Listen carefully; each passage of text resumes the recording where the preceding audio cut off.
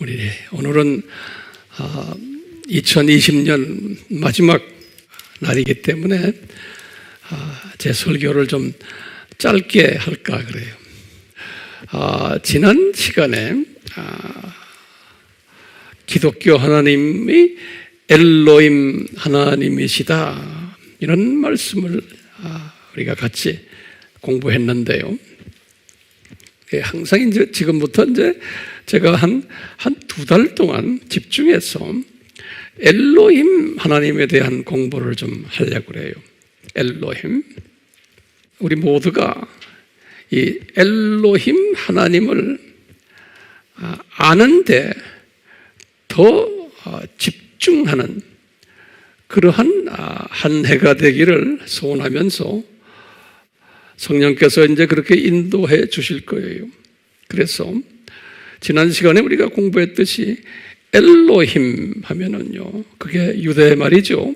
엘로힘 하면은 복수명사로 창조주라는 의미라고 우리 공부했죠. 창조주. 그러면서 이 복수명사이기 때문에 이 삼위일체 하나님의 모습이 거기에 담겨 있어요. 엘로힘 하면요. 그렇기 때문에 기독교에 우리 섬기는 하나님은 여러 모습으로 이름을 우리에게 보여주셨지만 아주 기초되고 중심되는 이름이 엘로힘 이름이에요. 그러니까 우리 하나님의 본 이름이, 그 나머지 이제 많은 이름들은 부차적인 이름들이, 다시 말하면 본 이름은 창조주 되신다라는 그 뜻이 거기에 담겨 있어요. 본 이름은 창조주다. 그렇기 때문에 창조 목적이 엄청 중요한 것이에요. 이분 이름 자체 속에 창조주라는 이름이 있기 때문에 분명 창조하신 분이시거든요. 그래서 이분의 창조 목적이 제일 중요해요. 우리 기독교 교리 안에서. 자, 그 엘로힘이라는 그 이름이 우리 피조물들이 이해할 때는 상당히 신비스러워요. 우리의 이성으로 이 이름을 가름할 수가 없어요. 우리가 잘 소화를 하지 못하니까 그동안 좀 중요하게 생각을 안 해왔을 때가 상당히 많았어요. 이분의 이름에 대해서. 이 이름의 창조주라는 이름, 이 말은 뭐냐면 나머지 모든 존재들은 피조물들이, 그렇기 때문에 하나님의 자녀들 보고 너희들은 창조주만 섬겨라 이렇게 이제 가르쳐 주셨는데, 구약의 하나님의 자녀들이, 이스라엘 백성들이 이분을 완전히 소화를 못하니까 하나님이심을 알지만, 창조주 되심을 아시지만 이분의 이름에 걸맞게 이분을 섬기지를 못했어요. 전지하신 하나님이 이것을 다 아셨어요. 그래서 이분들에게 너희들 딴 피조물을 섬기지 말아라 이렇게 10계명에서 아주 첫 계명으로 가르쳐 줬는데도 이분들이 예 알겠습니다 해놓고는 그걸 따라가질 못했어요. 그러면서 이분들은 하나님을 섬긴다고 하면서 여러 가지 제사들은 열심히 지냈어요. 그러니까 우리 지난 시간에도 봤지만 이분들에게 꾸중을 하시는 거예요. 너희들 나를 아는 지식이 없다. 나를 아는 지혜가 없다. 그러면서 호세아에게 하신 말씀이 너희들 번제는 열심히 드리는데 나는 번제보다도 나를 아는 지식과 지혜가 나는 더 중요하단다 이렇게 말씀하시는 거예요. 이 모습을 이제 가르쳐 주시면서 왜 이런 이야기를 하셨냐면, 너희들 피조물들을 열심히 섬겨왔어요. 창조주도 섬기면서 동시에. 그렇기 때문에 내가 너희들에게 아수르에게 혼쭐을 나게 하고 722년에 주전, 또 주전 586년에 바벨론에게도 혼쭐 나게 하고, 그러면서 하시는 말씀이 호세아 선지자에게 가르쳐 주는 거예요. 호세아야, 말해줘라.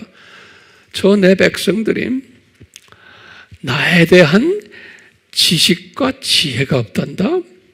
그런데 예배는 열심히 드린단다. 그러면서 말해라. 나는 나를 아는 지혜와 지식이 더 중요하지 예배 드리는 것이 중요한 게 아니란다. 호세아서 6장 6절에 이렇게 말씀하셨어요. 6장 6절에. 이 말씀은 그대로 신약에 와서 하나님의 자녀들이 열심히 예배를 잘 드려요. 그리고 성가도 아주 잘하고, 기도도 많이 하고, 금식도 많이 하고 하는데, 문제는 뭐냐면 이 창조주 엘로힘을 알아야 하는 지식과 지혜가 부족한 거예요. 그래서 신약 때에 들어와서 이 엘로힘 하면 뭐죠? 삼위 하나님이, 또 창조주라는 뜻이에요. 엘로힘이. 요 엘로힘에 관한 이야기를 예수님이 부활하시고는 지상 사명을 내리실 때, 우리 잘 아는 마태복음 28장 18절에서 엘로힘을 말씀했어요. 너희들은 제자를 삼되 아버지 이름과 아들 이름과 성령의 이름으로 세례를 주라. 이 말씀은 엘로힘 이야기예요. 그러니까 너희가 섬기는 하나님은 엘로힘, 삼위 하나님이다. 그러니까 삼위 하나님의 이름으로 세례를 주라는 거예요. 그런데 이분들은 알겠습니다 해놨지만 1세기 때 예수님의 제자들부터 시작해서 대부분의 크리스찬들은 이 엘로힘에 대한 개념이 아주 약했어요. 그냥 하나님 했지, 이 삼위 하나님, 엘로힘에 상당히 약했어요. 그렇지만 그것을 줬어요, 그분들에게. 바울도 주 30년에 개종을 하고는, 그동안은 개종 전에는 이분은 엘로힘 개념이 없었어요. 그냥 유대교는 유일신 개념이에요. 유대교는 그분들은 말로 엘로힘 하지만 그 엘로힘은, 유대종교는 그냥 아버지, 성부 아버지만 하나님으로 생각하는 종교예요. 바울도 마찬가지예요. 그래서 개종을 했지만 요 삼위일체에 관한 부분이 바울도 그렇게 강하지 않았어요. 특히 개종하고는 한 20년 동안은. 그러다가 이제 주후 55년이죠. 고린도 전서, 고린도 후서를 쓰실 때 우리 축도를 이분이 요 삼위 하나님 이름으로 축도하는 게 있죠. 고린도 후서 13장 14절이, 한국 성경은 14절, 어떤 나라는 13절이. 고린도 후서를 쓰실 때 이분이 요 삼위 하나님에 대한 것을 강조를 했어요. 그러니까 이분도 개종하고는 약 한 20년 동안은 요 엘로힘 하나님에 대한 개념이 약했어요. 55년에 그것을 이제 깨닫기 시작한 거예요.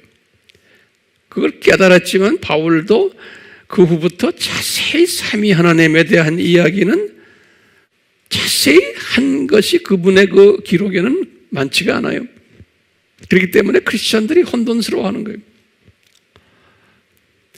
요한은 주후 85년에 요한 1서를 쓰실 때 요한 1서 5장 7절에 아주 분명하게 삼위 하나님을 명시했어요. 하나님은 삼위시다. 그래서 성부, 성자, 성령님이다. 이렇게 아주 요한은 그게 주후 85년이에요. 그렇게 예수님도 마태복음 28장에서 말씀하시고 삼위에 관한 이야기, 바울도 고린도후서 13장에서 말씀하시고 또 요한도 요한1서 5장 7절에서 말씀하셨어요. 1세기 때. 그런데 2세기부터 시작을 해서 카타콤 크리스천들도 이 부분이 약했어요. 우리 알다시피. 그래서 삼위일체에 관한 것을 최선으로 노력했던 분이 누구예요? 3세기에 들어와서 사벨리우스라고 그랬죠. 그렇죠? 사벨리아니즘, 한국말로 양태론이라고 그러죠. 그렇지만 그것은 온전한 삼위일체론이 아니었어요. 그러다가 이제 언제 이것이 시작됐어요? 컨스탄티노플 공회와 또 칼케톤 공의회 451년이죠. 지난 시간에 우리 다 공부했어요. 이때 삼위일체론이 정돈이 된 거예요. 다시 말하면 이 엘로힘에 대한 정확한 지식과 지혜가 이제 정립이 된 것이 400년 후에, 400년 후. 예. 그러니까 우리가 질문을 던졌죠. 지난 시간에 왜 이렇게 오랫동안 주질 않으셨나요?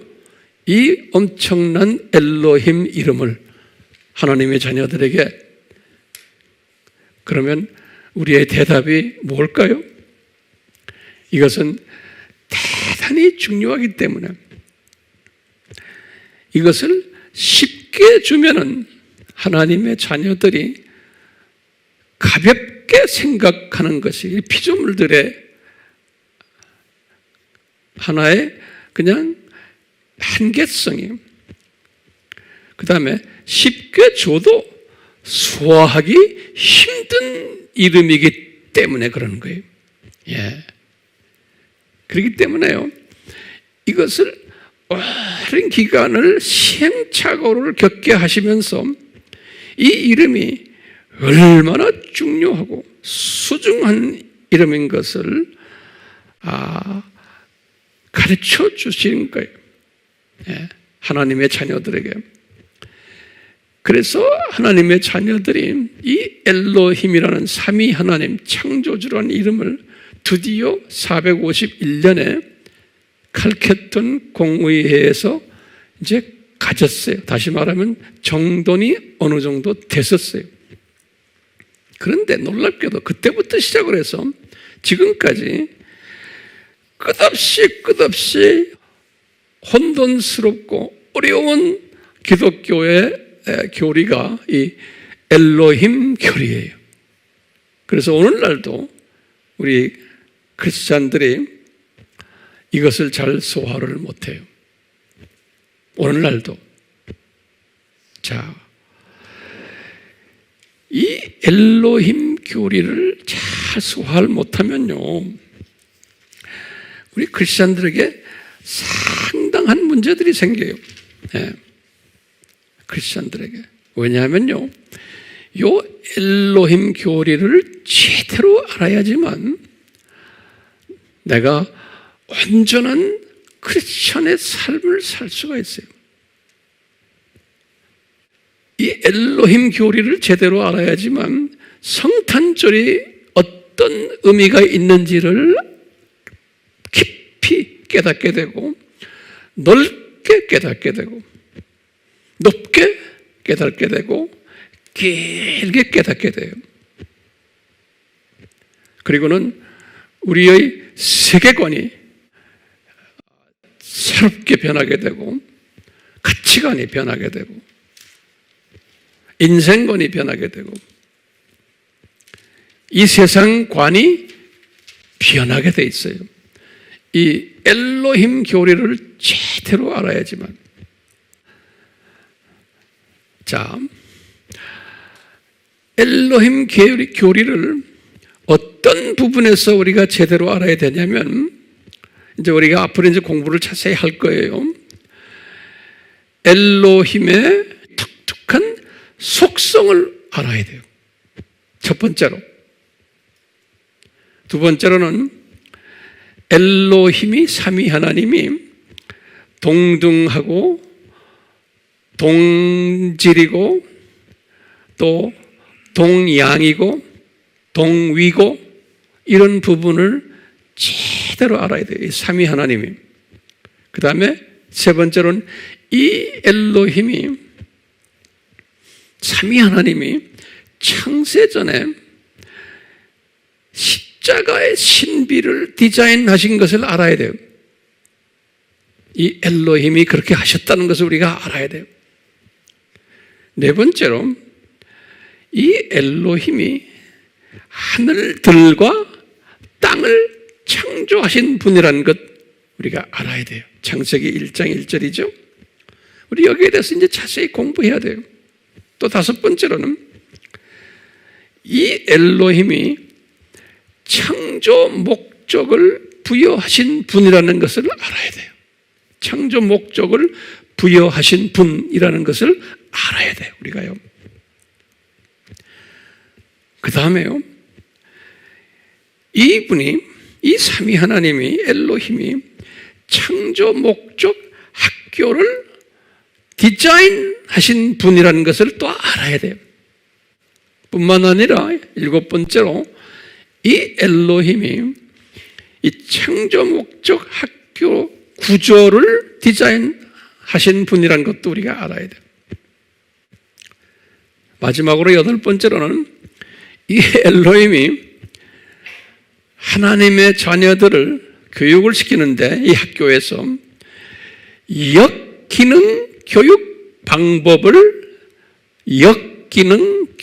방법을 디자인하셔서 교육시킨다는 사실을 우리가 또 알아야 돼요. 예. 이런 거를 알게 되면은 나의 생각이 달라지고 오늘날 우리 코로나 문제도 보는 시각이 달라지고 지금 두 짐승이 왜 이렇게 활보 하나에 대해서도 정확하게 알게 되고 내가 소화할 수 있어요. 그리고 내가 이 세상에 왜 왔는지도 알게 되고 왜 사탄이 이렇게 범람한지도 그 세력들이 모든 게 다 알게 돼요. 왜 기독교 교회가 이렇게 여러 가지로 다양하며 이렇게 문제가 많고 왜 사람들에게 손가락질 받는가라는 것도 다 알게 돼요. 이 엘로힘을 깊이 공부를 하면은요. 네. 그렇기 때문에 우리는 새해부터 다음 주부터예요. 요 엘로힘 공부를 아주 철저하게 우리 공부하게 될 거예요. 하나하나씩. 자, 이것을 공부하는 사람은 이제 엘로힘을 공부하면서요, 우리가요, 자기도 모르게 이 팔복의 사람으로 이렇게 성장되는 것을 발견하게 돼요. 그리고는요, 자기도 모르게 시편 91편의 사람이 되는 것을 발견하게 돼요. 시편 91편 우리 다 알잖아요?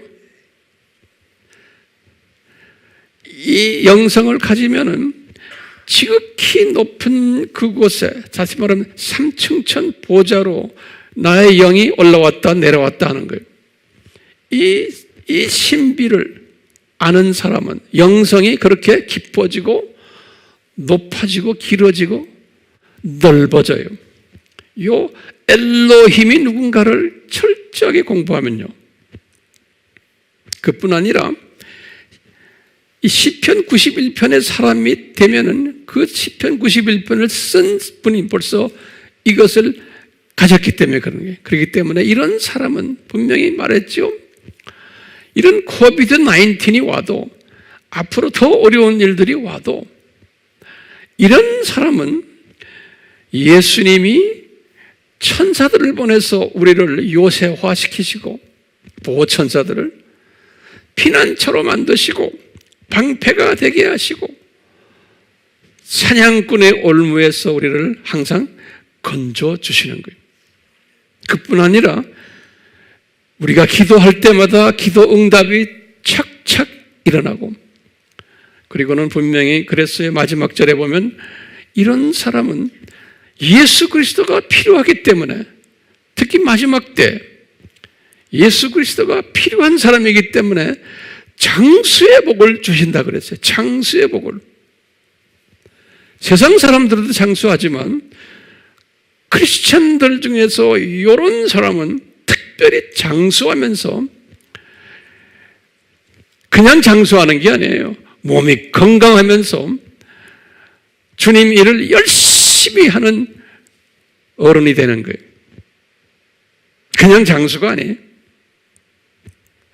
이런 사람은 시편 1편에서 말하는 그 복을 받는 사람이에요. 시냇가에 심은 나무가 시절을 쫓아서 과실을 맺는 자처럼, 잎사귀가 마르지 않는 사람처럼 모든 일이 형통하게 되는 거예요. 이런 사람은 예수님이 필요한 사람이기 때문에 그런 거예요. 예. 이런 사람은 여호수아서 1장 8절처럼 여호수아에게 약속하신 것처럼 좌로나 우로나 치우치지 않게 하시고 모든 일을 형통케 하세요. 이런 사람은 빌립보서 4장 6절에서 7절에서 바울이 고백한 것처럼 무엇든지 근심하거나 걱정하지 않게 되고 항상 감사한 마음으로 예수님과 대화하는 사람이에요. 그렇기 때문에 항상 나에게는 환경은 어렵지만 내가 이성으로 이해할 수 없는 평강이 우리를 덮으신다 그랬어요. 이런 사람은 이 엘로힘에 대해서 철저하게 공부한 사람은, 아는 사람은 뿐만 아니라 이런 사람은 하나님을 사랑하는 자이기 때문에 로마서 8장 28절 말씀에, 모든 크리스찬이 아니에요. 이런 사람은 하나님을 사랑하는 자, 곧 그 뜻대로 부르심을 입은 자들은 모든 것이 앞에서 선을 이루게 하신다는 거예요. 예수님이 필요한 사람이기 때문에. 이런 사람은 예수님이 고난을 주지를 않으세요. 왜? 고난이 필요 없는 사람이에요. 영적으로 민감하기 때문에, 금방 탁탁 알아듣는 분이기 때문에 고난을 허락할 필요가 없는 거예요. 그러니까 모든 것이 착착 형통하게 된다는 거예요. 그렇기 때문에 바울이 데살로니가전서 5장에서 16, 17, 18절에서 교인들에게, 자기 제자들에게 말한 거 있잖아요. 항상 기뻐해라. 항상 기도해라. 범사에 감사해라. 이런 말을 했지만 대부분의 크리스천들은 이 말이 적용이 안 돼요. 왜 안 됩니까? 환경의 지배를 받기 때문에 그래요. 그리고 눈이 이 세상에만 가 있기 때문에 저 세상을 보질 못하기 때문에 이거 아무리 말해야 소용없어요. 근데 바울은 이 엘로힘을, 창조주를 철저하게 아는 분, 이 창조대에 대해서 제대로 공부해서 그것이 내 몸에 밴 사람은 이런 사람이 된다는 거예요. 그래서 오늘 내가 결론적인 말씀이에요. 우리는 과거 2020년 또 전에 19년 그 전해도 우리가 신앙생활 하면서 주님을 섬겼지만 이런 부분에서 좀 부족한 부분이 많았었어요. 그렇지만 주님이 지금까지 은혜로 우리를 이렇게 붙잡으셨어요. 이제 우리의 간구하고 기도 제목은 새해 2021년은 앞으로 더 세상이 어두워지고 복잡해지고 불법이 더 성해지고 복음이 더 변질되고 교회가 더 시끄럽고 타종교와 교회가 하나가 되는 일이 일어나고 모든 이런 일들이 일어나는 이런 가운데서 우리는 평강을 누리고 기쁨을 누리고 항상 감사를 누리는 사람이 되려면 또 마지막 때 추수꾼의 역할을 하려면 어떻게 해야 돼요? 엘로힘을 아는 지식과 지혜가 넘쳐나야 돼요. 네. 이 엘로힘을 아는 지식과 지혜가 넘쳐나면 이 모든 이 파도들을 그냥 밟고 지나갈 수 있어요. 그러면서 이 세계관이 주님이 오시는 세계관으로 변하고 이 모든 인생관을 봐도 인생들을 봐도 저 사람 사람을 읽을 수가 있는 거예요. 네. 사건을 들여다봐도 이 모든 세상 사건들을 내가 읽고 소화하고 해석을 하는 거예요. 그러면서 밟고 지나갈 수 있는 파워가 생기는 거예요. 그렇기 때문에 우리는 새해는 어떻게 해야 돼요?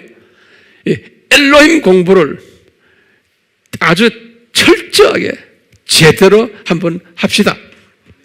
아멘? 그래서 우리가 한번 멋있는 주님의 종들이 되어 봅시다. 아멘. 예수님, 저희들 이런 사람 되기를 간절히 간구합니다. 주님께서 주님의 뜻이 오면 저희들을 이런 사람으로 새해는 과거보다도 더 발전되게 만들어주시고 더 깊이 넓게 높게 길게 이런 멋있는 세계관을 가진 멋있는 가치관을 가진 기가 막힌 인생관을 가진 주님의 자녀들이 되게 만드셔서 주님의 오심을 만민에게 나팔 부는 외치는 주님의 오심을 뛰어다니며 발자국을 내면서 뛰어다니는 깨어나는 깨어있는 주님의 종들 되기를 소원하면서 주님, 저희들이 항상 세상 사람들이나 우리 크리스찬들은 새해 복 많이 받으세요 하는 그 말, 우리에게는 그 말이 세상 사람들의 말이 아닙니다. 우리는 새해에 엘로힘을 더 많이 아는, 더 깊이 아는, 넓게 아는, 깊게 아는 복 있는 자들 되십시오라는 기도하는 이러한 복된 자들 되도록 은혜 베풀어 주시옵소서. 지금 이 시간은 예수 그리스도의 무한하신 은혜와 하나님 아버지의 극진하신 사랑하심과 성령님의 끝없이 가르쳐 주심이 2021년 새해에는 우리 삶 속에서 피부로 느끼며 내가 경험하는 그러한 복된 자들 되기를 간구하면서 축원하옵나이다. 아멘.